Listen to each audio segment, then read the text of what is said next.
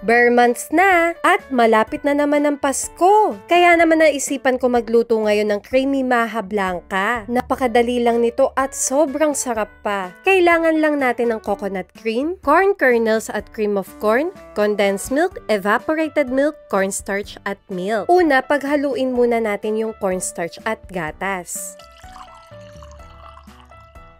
Halu-haluin lang hanggang sa ma-dissolve yung cornstarch. At kapag na-dissolve na, iset aside muna natin. Sa isang malaking pan, ilagay ang coconut milk, cream of corn, condensed milk, at evap. Then, let it simmer. Habang inaantay natin na kumulo yung mixture ng maja blanca, i-prepare na natin yung container. Naglagay ako ng banana leaf, hinugasan, at pinainitan ng apoy. At pinahiran ko to ng margarine. O, ayan na at kumukulo na yung mixture ng maja blanca. Hinaan ng apoy at ilagay na ang corn kernels and yung cornstarch mixture. Mix well hanggang sa mag-thicken yung mixture. Patayin na ang apoy at saka ilagay ang 1 tablespoon butter or margarine.